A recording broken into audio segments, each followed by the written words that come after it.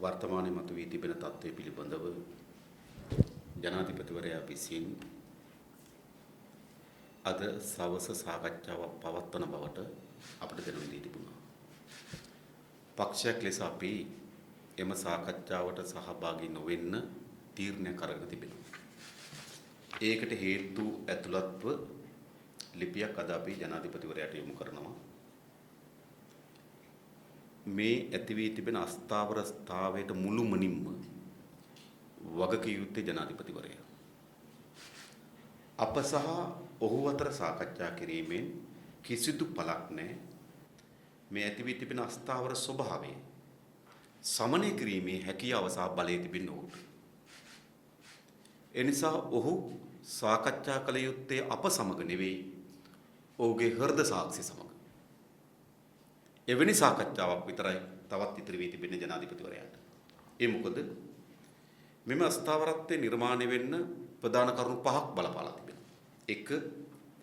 පසුගිය ඔක්තෝබර් මාස 26 වෙනි දින ජනාධිපතිවරයා විසින් පාර්ලිමේන්තුවේ බහුතර බලයක් නොමැති මන්ත්‍රීවරයෙකු කුමන්ත්‍රණකාර ලෙස අග්‍රාමාත්‍ය දුරට පත් කිරීම හා වට ගණනාවකින් ඇමතිවරු, නියෝජ්‍ය අමාත්‍යවරු, රාජ්‍ය අමාත්‍යවරු පත් කිරීම. මේ අර්බුදයේ ආරම්භය. ඒකලේ ජනාධිපතිවරයා. අනතුරු මන්ත්‍රීවරු මිලදී ගැනීම සඳහා ඉඩකඩ නිර්මාණය කර ගැනීම සඳහා පාර්ලිමේන්තු සැසිය අවසන් කිරීම. ඒක කලේ ජනාධිපතිවරයා. ඊළඟ පාර්ලිමේන්තුවේ බහුතරය සකස් කර ගැනීම සඳහා මන්ත්‍රීවරු මිලදී ගැනීම සඳහා මෙහෙයුමක් දියත් කිරීම. ඒටත් ජනාධිපතිවරයාගේ සම්බන්ධයක් තිබෙනවා. ඊළඟ එම ක්‍රියාවලිය අසාර්ථක වූාට පසුව පාර්ලිමේන්තු විසිරු හැරීම. ඒ කරනු ලැබුවේ ජනාධිපතිවරයා. ඊළඟට පාර්ලිමේන්තුවේ නිසි පරිදි විශ්වාසභංග යෝජනාවක් සම්මත වී තිබියදී, යෝජනා දෙකක් සම්මත වී තිබියදී ඒ අනුව විවස්ථාවෙන් Tamanට පැවරී තිබෙන විධිවිධාන අනුව කටයුතු නොකිරීම. ඒකත් තිබෙන ජනාධිපතිවරයාට. නිසා අද රට තුල ඇති වී තිබෙන අස්ථාවරභාවය මුළුමනින්ම වගකිය යුත්තා ජනාධිපතිවරයා. ඔහු විසින් ගනු ලබන ක්‍රියාමාර්ග තමයි මේ අස්ථාවරභාවයට මූලික වී තිබෙන්නේ. ඒ නිසා ඔහු සහ අප අතර සාකච්ඡා කිරීමෙන් කිසි පළක් නැහැ. මොකද ඔහු සාකච්ඡා කළ යුතු වන්නේ ඔහුගේ වගකීමත් ඔහුගේ හෘද සාක්ෂියත් එක්ක විතරයි කියලා අපි විශ්වාස කරනවා. දැන් විශාල ආందోලනයකට තුඩු දීලා තිබෙනවා මේ සම්මත වූ විශ්වාසභංග යෝජනාව විධිමත් ආකාරයෙන් සම්මත වුණේ නැහැ කියලා දැන් රීතිවල තියෙන හිල්, විවස්ථාවල තියෙන හිල් සෙවීමට තරම් ජනාධිපතිවරයා බංකොලොත් වී තිබෙනවා. මේ විශ්වාසභංග ඉදිරිපත් කරේ අපේ පාර්ශ්වය. එනිසා විශ්වාසභංගයේ ඉදිරිපත් කිරීමේ නිසි පටිපාටිය අපි අනුගමනය කරා යයි කියන්න අපිට ඉතාමත් හොඳ සාක්ෂි සාධක තිබෙනවා. ජනාධිපතිවරයා Tamante හිතනදී ඔහේ මනස විකාර වූ කෙනෙක් ලෙස කියෙව්වට ජනතා විමුක්ති පෙරමුණේ අපි මෙම විශ්වාසභංග යෝජනාව ඉදිරිපත් කිරීමේ සිට සම්මත කර ගැනීම සඳහා පාර්ලිමේන්තුව අනුගමනය කළ යුතු නිසි ක්‍රියාපටිපාටිය අනුගමනය කොට තිබෙනවා. ඔබ කවුරුත් දන්නවා ශ්‍රී ලංකා පාර්ලිමේන්තුවේ මෙහි වෙන්නේ එකක් පාර්ලිමේන්තු විසීම සකස් කොට සම්මත කරගන්න ලද ස්ථාවර නියෝග අනුව. 2 මීට පෙර කතානායකවරු විසින් ලබා දීමන තීරණ සහ සම්ප්‍රදායන් මත. එතනින් ඔබට ගිහිල්ලා අවශ්‍ය නම් කතානායකවරයාගේ අභිමතය මත. තවත් අමතර සාක්ෂි අවශ්‍ය නම් බ්‍රිතාන්‍ය පාර්ලිමේන්තුවේ සම්ප්‍රදායන් උපයෝග කරගෙන තිබෙනවා. මේක තමයි ශ්‍රී ලංකා පාර්ලිමේන්තුවේ හැසිරවීම ක්‍රියාකාරීත්වය පිළිබඳ තිබෙන නිර්ණායකය. දැන් මේ විශ්වාසභංග යෝජනාව අපි ගෙනෙනු ලැබුවේ ස්ථාවර නියෝගවල 35 වෙනි වගන්තිය අනුව. සමාවෙන්න 27 3 වෙනි වගන්තිය අනුව. මේ අනුව 23 3 කියන ස්ථාවර නියෝගය අනුව තමයි අපි මේ යෝජනාව ගේන්නේ. එහි කියනවා රීති විරෝධී කියලා කතානායකවරයා අපේක්ෂා නොකරන ඕනෑම යෝජනාවක් මහලේකම්වරයාට ලැබී ඇති දැනුම් දීම පිළිබඳ සියලු යෝජනා පාර්ලිමේන්තු න්‍යාය පුස්තකයට ඇතුළත් කළ යුතුය. එය දින 5කට පෙර ලබා දිය යුතුය. ඉන්පසු එක සාකච්ඡාවට ලක් කළ යුතුය. ඔක තමයි 23 යෝජනා. හැබැයි මේ ස්ථාවර නියෝගවල එහා සමාන ලෙසම බැඳී සිටිනවා. ඕනෑම ස්ථාවර නියෝගයක් අත්හිටුවන්න පුළුවන්. ඒක 135 ඉතා පැහැදිලිව සඳහන් කොට තිබෙනවා. පාර්ලිමේන්තුවේ මන්ත්‍රීවරයන් බහුතරයක් විසින් යම් රැස්වීමකදී දැනුම් දීමෙන් අනතුරුව ඉදිරිපත් කරන ලබන යෝජනාවක් මගින් යම් විශේෂ කටයුත්තක් තීරණය කිරීමට හෝ සුදුසුසක් කර අවසන් කිරීමට හැකි වනු පිණිස ස්ථාවර නියෝග එකක් හෝ ඊට වැඩි ගණනක් අත්හිටුවීමට ලැබීමට හැකිය. ඒ කියන්නේ පාර්ලිමේන්තුවටම යෝජනා සම්මතයකින් ස්ථාවර නියෝගයක් අත්හිටවන්න පුළුවන්. පසුගිය කාලේ පුරාවටම අවස්ථා ගණනාවකදීම පාර්ලිමේන්තු ස්ථාවර නියෝග අත්හිටුවා ක්‍රියාත්මක වී තිබෙනවා. පාර්ලිමේන්තු ස්ථාවර නියෝග අත්හිටුවා ක්‍රියාත්මක වී තිබෙනවා. ඒ අනුව අප විසින් 27 තුන්වෙනි වගන්ති අනුව යෝජනාවට ගෙනීමට පෙර එම 27 3 කියන ස්ථාවර නියෝගය අත්හිටුවීමේ යෝජනාවක් ගෙනාවා. ඒ අත්හිටුවීමේ යෝජනාව ගෙනාවේ දෙමළ ජාතික සන්ධානයේ මන්ත්‍රී සුමන්දිරන් මහත්මයා විසින් ස්ථාවර නියෝග අත්හිටුවීමේ යෝජනාව ගෙනාවා.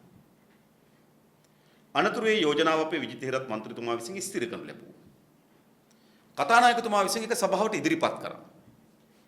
සභාවේදී එම ස්ථාවර නියෝගය අත්හිටුවීමේ යෝජනාව සම්මත වුණා.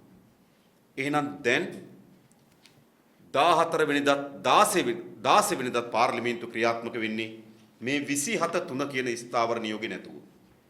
මොකද පාර්ලිමේන්තු ආරම්භයේදීම මෙම ස්ථාවර නියෝග අත්හිටුවා. එහෙනම් ඒ අත්හිටුවීම මත පදනම්ව තමයි එදිනට පාර්ලිමේන්තු ඉදිරියට යන්නේ. එහෙනම් අපි අත්හිටුව වගන්ති මොකද්ද? මම කලින් කියපු වගන්ති. ඒ කියන්නේ යෝජනාවක් ලේකම්වරයාට බාර දී න්‍යාය පුස්තකයට ඇතුළත් කර දින 5ක් ගියාට පසුව විවාදයට ගත යුතු කියන ස්ථාවර නියෝග අත්හිටුවා. එතකොට එහෙනම් මේ ස්ථාවර නියෝග වලම අත්හිටුවීම සඳහා තියෙන ප්‍රතිපාදන උපයෝගී කරගෙන ස්ථාවර නියෝගය අත්හිටුවා නම් එදා පාර්ලිමේන්තුව මෙහි වෙන්නේ 14 සහ 16 කියන දෙදින තුල පාර්ලිමේන්තුව මෙහි වෙන්නේ ස්ථාවර නියෝග නැතුව. ඒ අත්හිටුවීම කොට තමයි අප විසින් විශ්වාස භංග යෝජනාව ඉදිරිපත් කරේ. එහෙනම් පළමු එක විශ්වාස භංග යෝජනාව ඉදිරිපත් කිරීම පාර්ලිමේන්තු ස්ථාවර නියෝග වලට එකඟයි.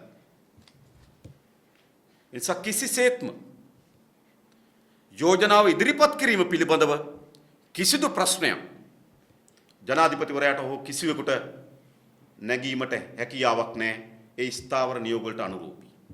ඊළඟ යෝජනාව ඉදිරිපත් කරාට පස්සේ විවාදය. අපි තා කැමැත්තෙන් විවාදයකට හිටියා. නමුත් විවාදයට බාධා කරේ අප නෙවෙයි ඒ മന്ത്രി කණ්ඩායම.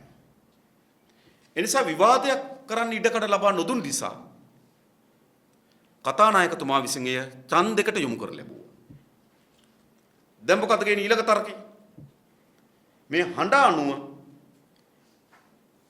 ඡන්ද විමසීම වැරදි කියලා. මේක ඊළඟ කියන තර්කය. ඡන්දේ දීම මේ තියෙන ස්ථාවර නියෝගල 47 එක.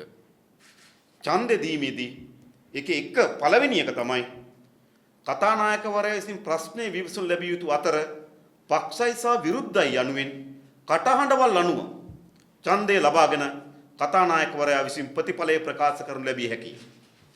දැන් මේ ලොකු ආందోලනයකට මේ හඬ අනුව කොහොමද කියන්නේ කියලා. හැබැයි ඒක තමයි 47 එක වගන්ති. හඬ අනුව ප්‍රතිඵලය කියන්න පුළුවන්. මේක පළමු අවස්ථාව. මේක පළමු අවස්ථාව නෙවෙයි. 18 වෙනි සංශෝධනය ගෙන ආපු දිනේ 2010 සැප්තැම්බර් 8 වෙනිදා. ඒ වෙලාවෙත් 18 වන ආණ්ඩුක්‍රම ව්‍යවස්ථා සංශෝධනයේ 50 කට උප සඳහා ඡන්දය අවසානවත් කාලය ලබා ගැනීම සඳහා හඬ අනුව ඡන්ද විමසනවා. අනතුරුවදී මාගාව තිබෙනවා කතානායකවරයා මොකක්ද දෙන්නේ නියෝගී.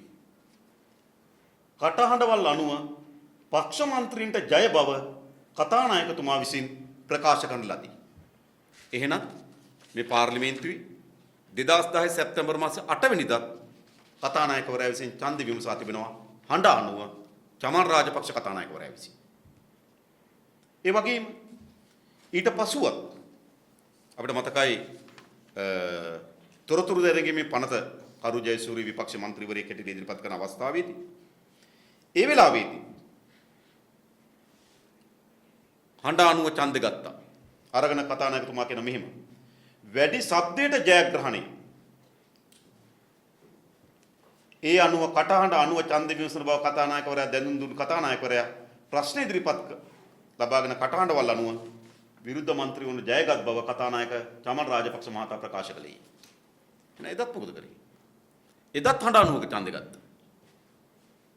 එහෙමනම් පාර්ලිමේන්තුවේ මේ විශ්වාස භංගය ඉදිරිපත් කරන්නේ ස්ථාවර නියෝග වලට අනුරූපී වන පරිදි පාර්ලිමේන්තුවේ කතානායකවරයා ඡන්ද විමසා තිබෙන්නේ ස්ථාවර නියෝග වලට අනුරූපී වන පරිදි. ඊට කලිනුත් එසේ විමසා තිබෙනවා.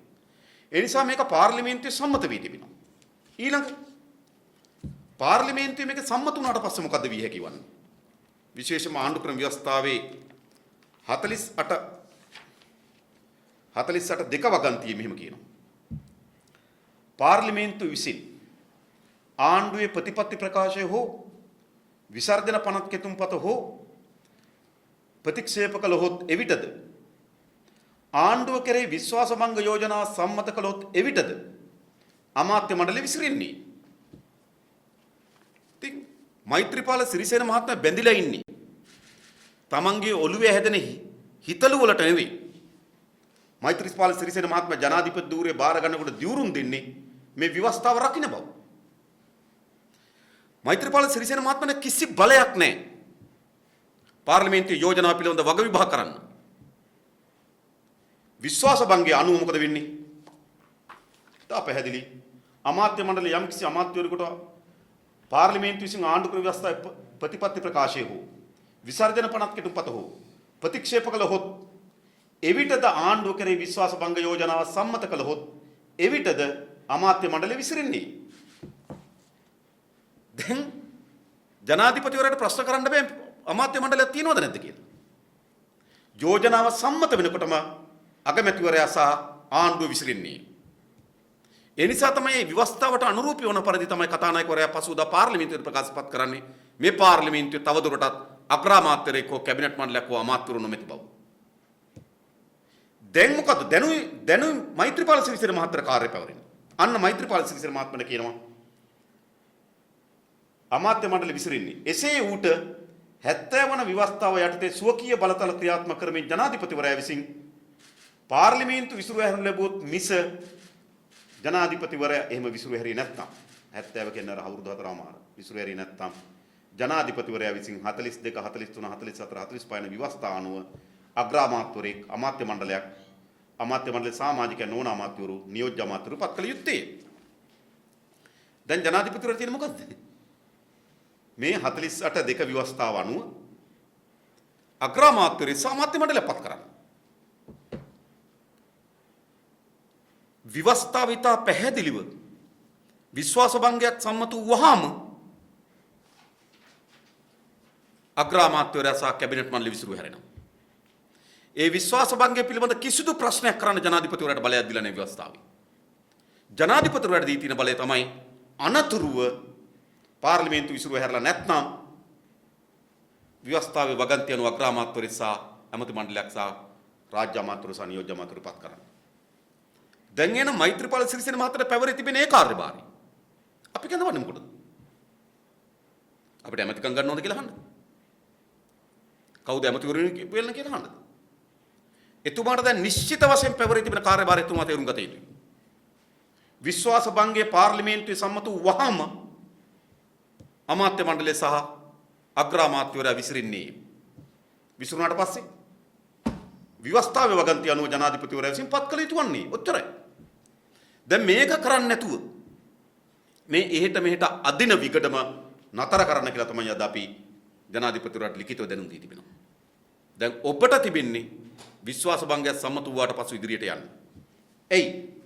දැන් මා දන්නවා මේ විශ්වාස භංගය සම්මත කර ගැනීම විතරක් නෙමෙයි කුමන්ත්‍රණකාරී ආණ්ඩුව පිහිටවීමේ සිට මේ දක්වා මේ උවමනාව පෙළ ගැහිලා තියෙන රාජපක්ෂ කණ්ඩායමට එකක් තමයි ඔවුන්ට ඉදිරිපත් වී තිබෙන චෝදනාවල විශාල ප්‍රමාණයක් දැන් නඩුවලට ඇවිල්ලා තිබෙනවා. ඔබට කියන්න. ගාල්ලවරාය ඇවන්ගාඩ් සමාගමට පාවෙන අවිගබඩාව පවත්වාගෙන යාමට අනුමැතිය දීම තුළින් රජයට රුපියල් බිලියන 11.4ක පාඩුව හරියටම බැඳුම් කරි පාඩුවට සමානයි. පාඩුව සිදු කළේ යයි චෝදනා කරමින් හිටපු ආරක්ෂක ලේකම් ගෝඨාභය රාජපක්ෂ මහතා ඇතුළු විත්තිකරුවන් 8 දෙනෙකුට එරෙහිව අල්ලස් කොමිසම විසින් ගොනු කර තිබුණු නඩුව 2019 වසරේ පෙබරවාරි මාසයේ 26 වෙනිදා කැඳවීමට නියමිතයි. දැන් ගෝඨාභයට එරෙහිව රුපියල් බිලියන 11.4 කෝටි 1140ක් රජයට අහිමි කිරීම පිළිබඳ නඩුව පෙබරවාරි මාසයේ 26 වෙනිදා කැඳවුණා. ඒ වගේම ඩී.ඒ. රාජපක්ෂ අනුස්මරණ කෞතුකාගාරය ඉදිකිරීමේදී රජයේ මුදල් ලක්ෂ 339ක සාවද්‍ය පරිහරණය හේතු කොටගෙන හිටපු ආරක්ෂක ලේකම් ගෝඨාභය රාජපක්ෂ මහතා ඇතුළු විත්තිකරුවන් 7 දෙනෙකුට එරෙහිව නීතිපතිවරයා විසින් ත්‍රිපුද්ගල විශේෂ මහා අධිකරණයේ ගොඩනගලද ගොනු කර තිබෙන නඩුව දෙසැම්බර් මාස 4 වෙනිදා කැඳවුණා. ශ්‍රී ලංකා නිදහස් කම්කරු කොංග්‍රසයේ නැමැති වෘත්තීය සමිතියට අයත් මුදල් ලක්ෂ ගණනක් වංචා කිරීමට එරෙහිව නීතිපතිවරයා ගොනු කර ඇති නඩුවේ විභාගය මහින්දානන්ද අලුත්ගමේ මහතාට එරෙහිව නීතිපති ගොනු කර ඇති නඩුවේ විභාගය 2019 වසරේ ජනවාරි මාසයේ 23 වෙනිදා කැඳවුණා. ඒ වගේම මහින්ද රාජපක්ෂ පාලන සමයේ පාර්ලිමේන්තු මන්ත්‍රීවරු ලෙස කටයුතු කරමින් අයථා ආකාරයට උපයාගත් මිලියන 15ක මුදලක් කෝටි 1.5ක මුදලක් NR කන්සල්ටන්ට් සමාගමේ ආයෝජනය කිරීම තුලින් මුදල් විසුද්ධිකරණ වැළැක්වීම පනත යටතේ වරදක් සිදු කිරීම සම්බන්ධයෙන් පාර්ලිමේන්තු මන්ත්‍රී නාමල් රාජපක්ෂ මහතාට ඇතුළු සැකකරුවන් සිව් දිනකට එරෙහිව ගොනු කර ඇති පැමිණිල්ල 2019 මාර්තු මාසයේ 7 වෙනිදා කැඳවුණා. පාර්ලිමේන්තු මන්ත්‍රී ලෙස කටයුතු කරමින් ආයතන ලෙස උපයාගත් රුපියල් මිලියන 30ක් කෝටි 3ක මුදලක් ගවර්ස් කෝපරේට් නැමැති සමාගමේ ආයෝජනය කිරීම සම්බන්ධයෙන් චෝදනා එල්ල වී සිටින නාමල් රාජපක්ෂ ඇතුළු විත්තිකරුවන් 6කට එරෙහිව ගොනු කර තිබෙන නඩුව නොවැම්බර් මාස 30 වෙනිදා කැඳවෙනවා. ව්‍යාජ තොරතුරු ඉදිරිපත් කොට අවිධිමත් රාජතාන්ත්‍රික විදේශ ගමන් බලපත්‍රයක් ලබා ගැනීම සම්බන්ධයෙන් විමල් වීරවංශ මහතාගේ බිරිඳ වූ සසී වීරවංශ මහත්මයාට එරෙහිව ගොනු කර ඇති නඩුවේ විභාගය දෙසැම්බර් මාස 11 වෙනිදා කැඳවුණා. දිවිනැගිම අරමුදලට අයත් රුපියල් මිලියන 2992ක කෝටි 299ක මුදලක් ඉක්ුත් ජනාධිපති වර්ණයේදී සාවද්‍ය ලෙස පරිහරණය කිරීම පිළිබඳව බැසිල් රාජපක්ෂ මහතා ඇතුළු විත්තිය කරුවන් 4 දෙනෙකුට එරෙහිව ගොනු කර ඇති නඩුව නොවැම්බර් 26 වෙනිදා කැඳවුණා. මේ මාසේ 26 වෙනිදා කැඳවුණා. 2014 වර්ෂයට අදාළව සිය වත්කම් බැරකම් පිළිබඳ වාර්ෂික ප්‍රකාශන සාත් හරියට ඉදිරිපත් කරන අසමත් වීම පිළිබඳව ජොන්ස්ටන් පනාන්දු මහතාට එරෙහිව අල්ලස් කොමිසම විසින් ගොනු කර ඇති නඩුව දෙසැම්බර් 4 කැඳවුණා. පුටු වලින් ගහගන්න එක පුදුම දෙයක් නෙවෙයි. මතක තබා ගන්න. එක්සත් ජාතීන්ගේ සංවිධාන ඒ කියන්නේ අර මහජනයාගේ ඒකට මහජනයාගේ සාමකාමී පැවැත්මට අවහිර කිරීම පිළිබඳව වීරවංශ ඇතුළු 6 දෙනෙකුට එරෙහිව ගොනු කර තිබෙන නඩුව පෙබරවාරි මාසයේ 11 වෙනිදා කැඳවුණා. රග ක්‍රීඩක මතක තබා ගන්න. වසීම් තාජුදීන් ඝාතන නඩුවේ නොවැම්බර් මාස 20 වෙනිදා කැඳවීමට නියමිතයි.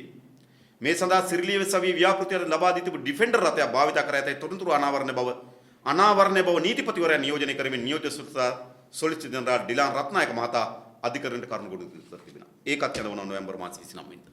කලබල වෙන එක පුදුම දෙයක්ද?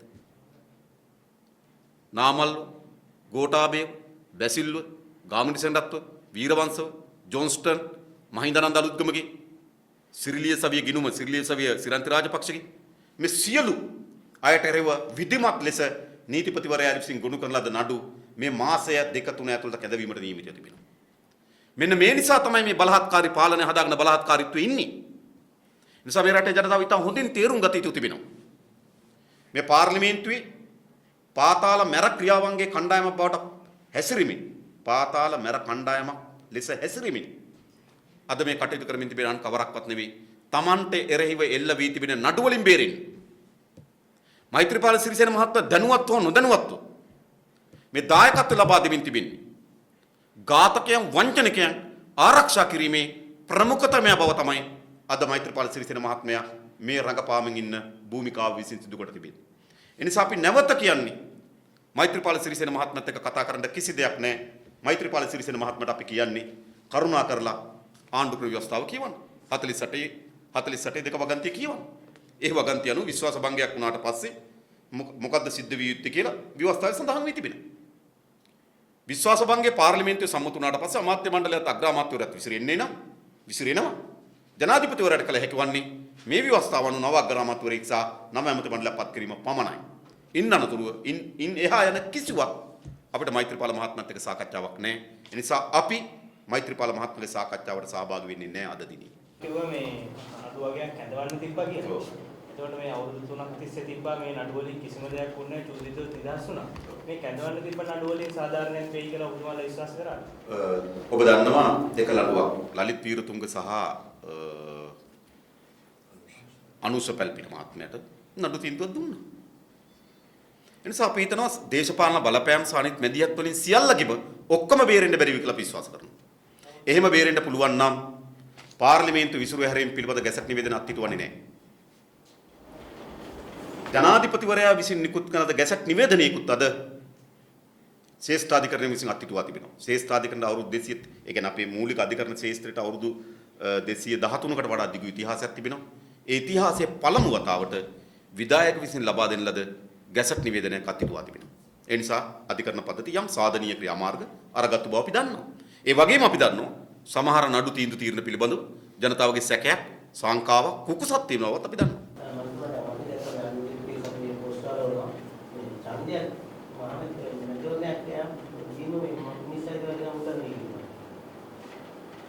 විශේෂයෙන්ම අපි හිතනවා මේ අර්බුදය පාර්ලිමේන්තුවේ ඔලුගෙඩි එහෙට මෙහෙට කරලා කවුරු පාලනයක් හදාගත්තත් එය ජනවරම ඔලුවෙන් හිටවීමක් දැන්. ඒ නිසා විධිමත් පාර්ලිමේන්තු මැතිවරණයකට යා යුතුයි කියන ස්ථාවරේ ජනතා විමුක්ති පෙරමුණ ඉන්නවා. හැබැයි අපි විධිමත් පාර්ලිමේන්තු මැතිවරණයකට යා යුතු වන්නේ කුමන්ත්‍රණකාරී විවස්ථාවට පටහැනි අනීතික පාලනයක් හදාගෙන ඒ පාලනය යටතේ නොවන බවත් අපි සාධක කරනවා. ඒ මොකද ඔබ දන්නෝ පාර්ලිමේන්තුවේදී ඡන්දයක් ගැනීමට ඉඩකඩ නොදෙන අය සාමාන්‍ය ගමේ පුරවැසියන්ට සාධාරණ ඡන්දයක් ලබා දී. කතානායකවරයාට පුටුවෙන් ගහන්න පුළුවන් අය. බයිබලෙන් පහර දෙන්න පුළුවන් අය. පාර්ලිමේන්තුව ඇතුලේ අතට අසු වෙන ඕනෑම මුගුරකින් පහර දෙන්න පුළුවන් අය. මන්ත්‍රීවරුන්ට පොලිස් නිලධාරීන්ට මිරිස් කුඩු මිශ්‍ර වතුර යන්න පුළුවන් අය. මේ සියලු කැමරා මානගෙන ඉන්න වෙලාවක සමහර නාලිකාවල සජීවීව විකාශන වෙන වෙලාවක පාර්ලිමේන්තු ඡන්දයකට ඔහු හැසිරෙන්නේ එහෙමනම් මහජනයාගේ ඡන්දයකට කොහොම හැසිරෙයිද? ඒ නිසා පළමු කොට මේ අනීතික බලහත්කාරී දේශපාලන කුමන්ත්‍රණ පරාජයට පත් කළ යුතුයි. අනතුරුව වහාම පාර්ලිමේන්තු මැතිවරණයට යා යුතු කියන ස්ථාවර ජනතා විමුක්ති වෙනවා. ඒ සඳහා වෙන කවුරුත් පාර්ලිමේන්තුවේ යෝජනාවක් ගේන්නේ නැත්නම් ජනතා විමුක්ති පෙරමුණ ලෑස්ති පාර්ලිමේන්තු විසිරුව හැරීම පිළිබඳ යෝජනාවක් ගෙනියන්න.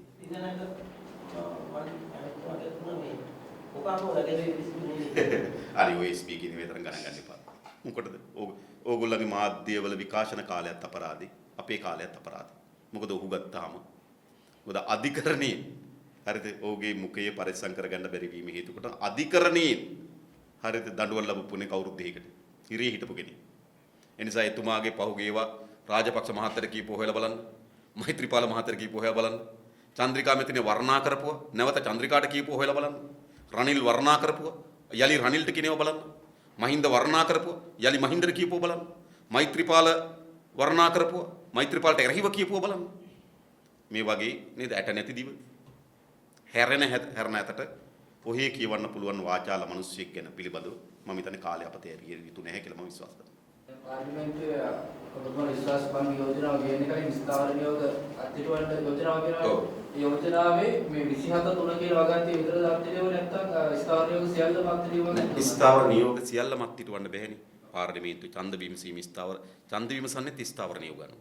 ඉතින් අපි නිශ්චිත වශයෙන් ස්ථාවර නියෝග අත්හිටුවන්නේ යෝජනාවක් ගෙන ඒමේදී ලේකම්වරයාට දැනුම් දී න්‍යාය පත්‍රයට ඇතුල් කොට දින 5ක් ඇතුළත විවාදයට ගත යුතුයි කියන ස්ථාවර නියෝග විතරයි අපි අත්හිටුවන්නේ. එහෙම අත්හිටවපුවාම මේකට දින 5ක කාල පරිච්ඡේදය උනේ නැහැ. ඒ මොහොතේම ඉදිරිපත් කරලා ඒ මොහොතේම විවාදයට ලක් කරලා එදිනෙම ඡන්දයට ගත හැකිව තිබෙනවා. එතකොට අපි ඒ නිශ්චිත ස්ථාවර නියෝග විතරයි ඒ මොහොතේදී අත්හිටුන් ලැබුණා. ජනතා නිදහස් සන්ධානයේ මාධ්‍ය සාකච්ඡාවේදී කියනවා මේ ස්ථාවර නියෝගය යටතේ මේ යෝජනා ගෙනියනවා නම් ඕන සහයෝගය දෙන්න ලේසියි කියලා.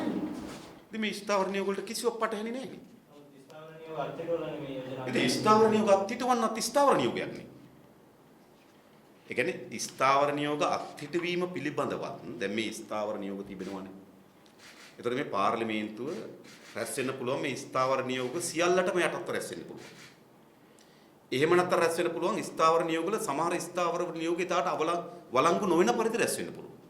හැබැයිම රැස් වෙන්න පෙර ස්ථාවර නියෝග වලට අනුවම ස්ථාවර නියෝග අත්හිටීමේ යෝජනාව සම්මත කරගත යුතුයි. ඒක තමයි 135 කියන්නේ. මේ අහගෙන පාර්ලිමේන්තුවේ මන්ත්‍රීවරයන් බහුතරයක් විසින් යම් රැස්වීමකදී දැනුම් දීමෙන් අනතුරුව, ඒ කියන්නේ යෝජනා කිරීම අනතුරුව ඉදිරිපත් කරන ලබන යෝජනාවක් මගින් යම් විශේෂ කටයුත්තක්, අන්න විශේෂ කටයුත්තක්, ඒක තමයි අපි කරේ. තීරණය කිරීමට හෝ සුදුසුක් කර අවසන් කිරීමට හැකියවනු පිණිස ස්ථාවර නියෝග එකක් හෝ ඊට වැඩි ගණනක් අත්හිටුවීමට ලැබිය හැකිය. ඒ ස්ථාවර නියෝග. මේ ස්ථාවර නියෝග මේ ඇතකදී මේ අලුත් ස්ථාවර නියෝග මේ ස්ථාවර නියෝගත් මේ පාර්ලිමේන්තු සියලුදා විසින් අනුමත කරා. ඒ නිසා ස්ථාවර නියෝග වලට පරිබාහිරව කිසිවක් එදා සිද්ධ වුණේ නැහැ. ඒ සිදු වුණු සියල්ල ස්ථාවර නියෝග වලට අනුකූලයි. මොකද 27 3 කියන ස්ථාවර නියෝග අත්හිටුවලා තමයි අපි මේ යෝජනාව ඉදිරිපත් කරන්නේ. ඒ නිසා ස්ථාවර නියෝග වලට අනුරූපී. ජනාධිපතිවරයාගේ පාර්ශවයෙන් කියවෙනවා කිසිසේත්ම රනිල් වික්‍රමසිංහ මහත්මයාට අගමැතිකම දෙන්නේ නැහැ. ඒක ඒගොල්ලන්ගේ ප්‍රශ්නයක්, අපිට වැඩක් නැහැ. මේ රනිල් අගමැතිද, රනිල්ගේ හෙවණැල්ලක් අගමැතිද, නැත්නම් වෙන කවුරු බූතියෙක් අගමැතිද, අපිට ඒක අදාළ නැහැ. අපි කියන්නේ මෛත්‍රීපාල සිරිසේන මහත්මයාට පැවරීම කාර්යභාරය තමයි විශ්වාසභංග යෝජනාව සම්මත වෙනකොටම පාර්ලිමේන්තුවේ තවදුරටත් කැබිනට් මණ්ඩලයක් සහ අගමැතිවරයෙක් නැහැ. දැන් මෛත්‍රීපාල මහත්මයාට තියෙන්නේ කැබිනට් මණ්ඩලය සහ අග්‍රාමාත්‍යවරයෙක් පත් කරන්න. ඒක කරන්න කියලා අපි කියන්නේ. අරයාට බෑ මෙයාට බෑ කියලා අපිට වැඩක් නෙවෙයි. බැරි නම් ඒක බේරගන්න. ඒක අපේ අත ප්‍රශ්නයක් නෙවෙයි. වල විශ්වාසභංග යෝජනාව ගෙනීමේදී ඒ විශ්වාසභංගයේ අන්තර්ගතයේ මොකක්ද පාර්ටි විදුලක් කරන්න කියලා ඒ ප්‍රධාන කාරණා තෝරේ වගේ විවිධ පිටපත් මන්ත්‍රීවරුන්ට බෙදලා දෙන්න ඕනේ කියලා කියනවා. නමුත් එහෙම දෙයක් නැහැ. පිටපත් එකක් තමයි හැමදාමත් ඔය කල් තැබීමේ යෝජනා මෙවැනි යෝජනා අපි බෝඩ් එකේ දානවා. බෝඩ් එකේ දාලා තිබුණා. දෙපැත්තේ විපක්ෂයේ සහ ආණ්ඩු පක්ෂ මන්ත්‍රීවරුන් ලොබි එකේ බෝඩ් එකේ දානවා. හරිද? ඊළඟ අපි යෝජනාව ඉදිරිපත් කරනවා. යෝජනාව ඉදිරිපත් කරාට පසුව ඒ මන්ත්‍රීවරුන්ට යෝජනාව බෙදා හරිනවා. අපි විසින්ම පිටපත් 225ක් අරන් ගිහින් තිබුණා. ඒතර අපි සූදානම් වෙන්නේ යෝජනාව ඉදිරිපත් කරාට පස්සේ තමයි මන්ත්‍රීවරුන්ගේ මේසුත් අපි ඒක බෙදා හරින්නේ. හරිද? ඉතින් අපිට මේ අවස්ථාව දුන්නේ. ඒ සියල්ල කඩහකප්පල් කරන්නේ ඒගොල්ලෝ. මම කියන්නේ විශ්වාසභංග යෝජනාවක් ඉදිරිපත් කරලා ඒ වෙලාවෙම ඡන්ද ගන්නවට වඩාත් යෝග්‍ය මොකක්ද? ඒක විවාදයට ලක් කරන එක. විවාදයට ලක් කරොත් තමයි ඒකේ කරුණු හරය ඒවා එළිදරව් වෙන්නේ. ඉතින් ඒක විවාදයට ලක් කරන්න ඉඩ දෙන්නේ. ඉතින් ඒක නොදෙන්නේ ඒගොල්ලෝ දකින්නේ නැති. පළවෙනි දවසේ පාර්ලිමේන්තුවේ ඒ කණ්ඩායම ඇවිල්ලා පාර්ලිමේන්තුවේ කතානායකතුමාගේ පුටුවාවට වට කරලා නේද? එහෙම උත්සාහයක් දරලා තමයි අවසාන ගැටුම්කාරී තත්ත්වයක් නිර්මාණය කරේ. ඒ විධිමත් ලෙස විවාදයට ගන්න ඉඩ නොදී. බ්‍රහස්පන්දත් ඔබ දකින්නේ නැති. පාර්ලිමේන්තුව රැස් වෙන කලින්ම හරිද? කතානායක පුටුවේ එතනෝල් ව්‍යාපාරිකයෝ වාඩි වෙලා. හරි. මම එදත් කිව්වේ ඒකයි. හරියට බලන් හිටපුවම ඔයගොල්ලෝ මේ ෆොටෝ එකක් අරගත්තොත් බලන්න කවුද ඉන්නේ කියලා. මේ නඩු ඉන්න ගොඩක් අය එතන හිටියා. හරිද? ඒ නිසා එදත් උත්සාහ කරපු දේ තමයි මුළුමනින්ම කඩාකප්පල් කාර්යය. ඒගොල්ලෝ මුළුමනින්ම මේක කඩාකප්පල් කාර්ය කළා කෙනා මේ විවාදයක් තිබෙන්නේ නැහැ. නිසි පරිදි ඡන්දයක් ගත්තේ නැහැ. සාධාරණ නැහැ.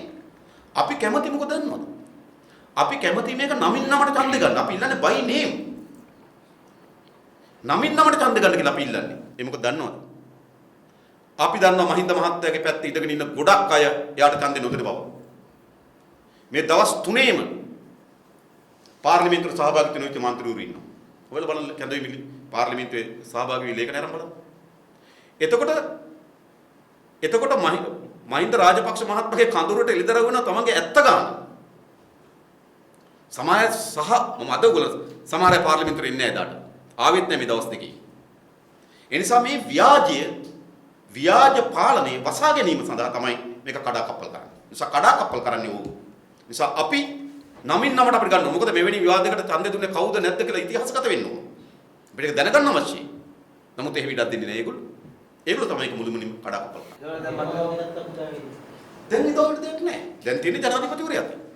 ඒකවල මන්ත්‍රීතුමා දැන් ඒගොල්ලන් ඒ පාර්ශවයෙන් කියනවා විශ්ව බැංකුවේ සම්මතුන්නේ නැහැ කියලා ඒක එම දෙයක් අසාධාරණයි කියලා.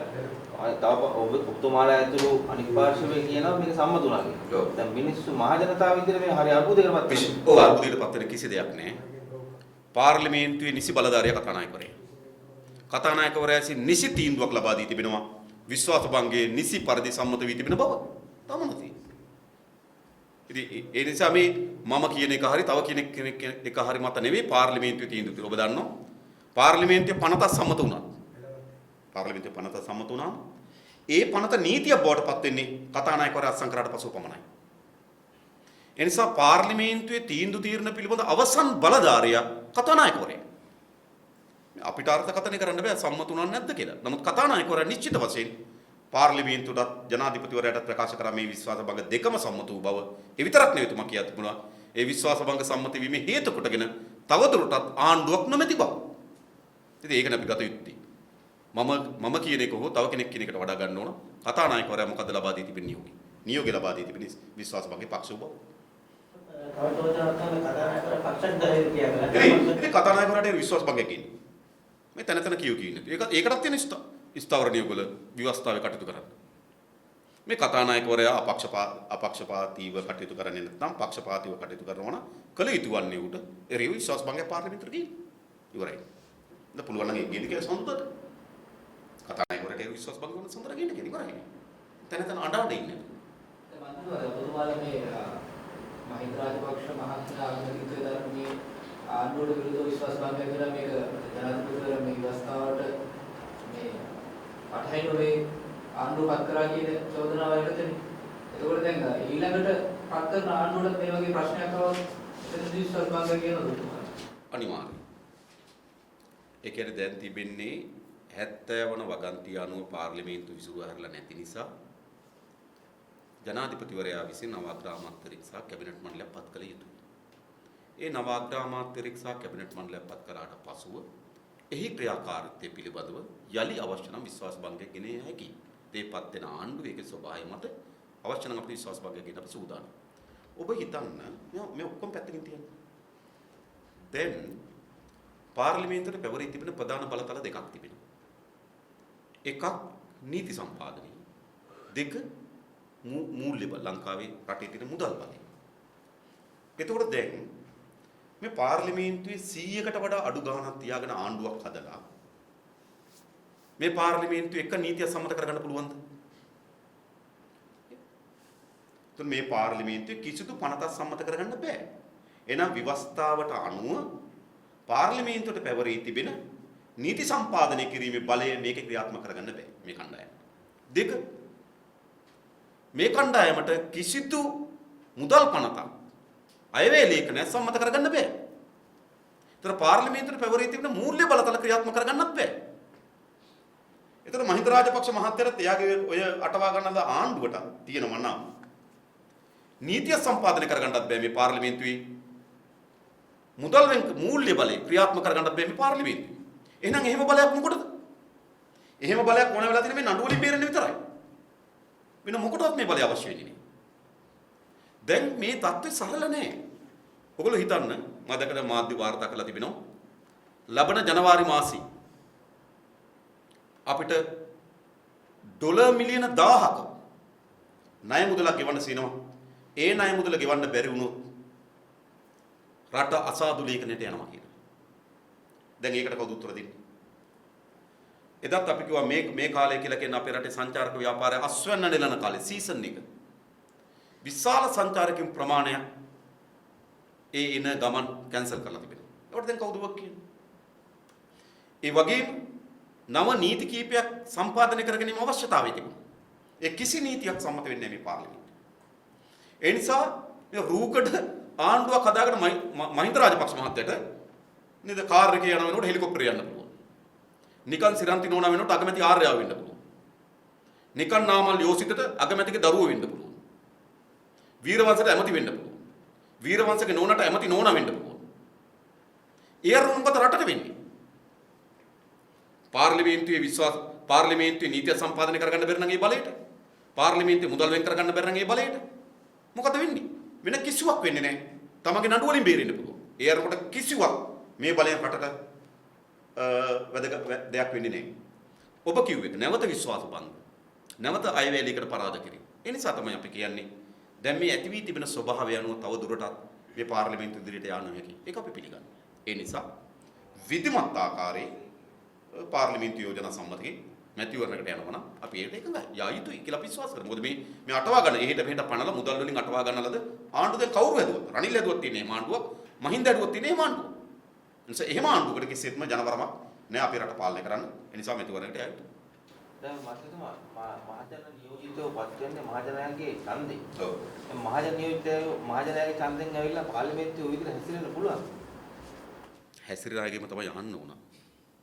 හරිද? මහජනයාගේ නියෝජනය කරන මහජනයාගේ මතය නියෝජනය කරන්න කියලා තමන්ගේ මතය පාර්ලිමේන්තුවේ නියෝජනය කරන එක හරිද? ඉතින් අපේ දේශපාලනය ඉතාමත් අසිෂ්ට ගමනකට ඇවිල්ලා තිබෙනවා. ගරු മന്ത്രിවරයා කියන එක නෑ. මහජන ඡන්දේ මහජනයෙන් ගත්තට නියෝජනීය මහජනයාගේ නෙවෙයි. සමහර නියෝජිතයෝ LOCS. නේද? සමහර නියෝජිතයෝ මහේන්ද්‍රන්ගේ අර්ජුන මහේන්ද්‍රන්ගේ නේද? සමහර නියෝජිතයෝ සමහර මම කියන්නේ සමහර ආයතනවල මොන ආයතනද කියලා මම කියන්නේ. හරිද? සමහර නියෝජිත සමහර ආයතනවල. හරිද? සමහර නියෝජිත සමහර ව්‍යාපාරිකයන්ගේ. හරිද? මම පාර්ලිමේන්තුවේ එක දවසක් කිව්වා ඔය කැබිනට් මණ්ඩලයේ බොහෝ දෙනා විදේශීය කොම්පැනි වල බෝ කරලා වරාය විකුණන බෝකර් මලික් සමරවික්‍රම. හරිද? තෙල් ටැංකි ටික විකුණන බෝකර් ඊළඟේ නෑමති. එනිසා ඒගොල්ලෝ බෝ කරලා මේ කිසි කෙනෙක් නේද? දූපත් විකුණපු බෝකර් එක කල්පිටියේ දූපත් විකුණපු බෝකර් තමයි බැසිර රාජපක්ෂ. සැංගිලායක ඉඩම් විකුණපු බෝකර් තමයි මහින්ද රාජපක්ෂ. එයා තමයි ඔප්පුවට අස්සම් කරේ. එනිසා මේගොල්ලෝ මේ කොම්පැනි වල බෝ කරලා. එනිසා මේගොල්ලෝ තවදුරටත් අපි විශ්වාස කරන්නේ නැහැ මහජනයාගේ නියෝජිතයන් කියලා ඡන්දෙන්පත් වුණාට. ඒ නිසා මහජනයට වගකීමක් තිබෙනවා. තමන්ගේ ඇත්ත නියෝජිතයන් තෝරාපත් කරවීමේ වගකීමක් මහජනයාට තියෙනවා. ඒ කියන්නේ මහජනතාව දැනුවත් නැති ගමන් මේක දැනුවත් කරන්න මොකද කරන්නේ? ඉතින් මම හිතනවා අපි බලාගෙන ඉන්න මේ දවස්වල මාධ්‍ය නාලිකා දිහා වත් මාධ්‍ය වේදී ඒව දිහා බලාගෙන හිතනවා ජනතාව නම් දැනුවත් නම් කරන්නේ නැහැ කියලා. ඒ නිසා මම හිතනවා දේශපාලන ව්‍යාපාරයක් ඇතුළත මහජනව දැනුවත් කිරීම සඳහා අපි කාර්යභාරයක් කරනවා වගේම මාධ්‍ය ආයතන හිමිකරුවන්ගේ දේශපාලන න්‍යායපත්‍රයක් තිබෙන බව අපි දන්නවා. ඒක පැහැදිලි. ඕන නම් මේකට කියලා අපිට කියන්න පුළුවන්. අවශ්‍ය කවුරු හරි වුත් මම කියන්න නදුනා. හරිද? මේක කාටද මේකේ හිටි මහදන්නේ මොනවද ඔක්කොම දන්නවා. හරිද? ඒක ඇත්ත. ඉතින් මම හිතනවා හැබැයි මාධ්‍ය හිමිකරුවන්ගේ අභිලාෂයන් වලටම මාධ්‍ය වේදික හැටියට ඔබ හැසිරෙන්න එපා කියන ආයතනය කරන් තියෙනවා. ඉතින් අපි ඔක්කොම එකතු වුණොත් මහජනයාව දැනුවත් කරන්න පුළුවන් වෙයි කියලා විශ්වාස කරනවා.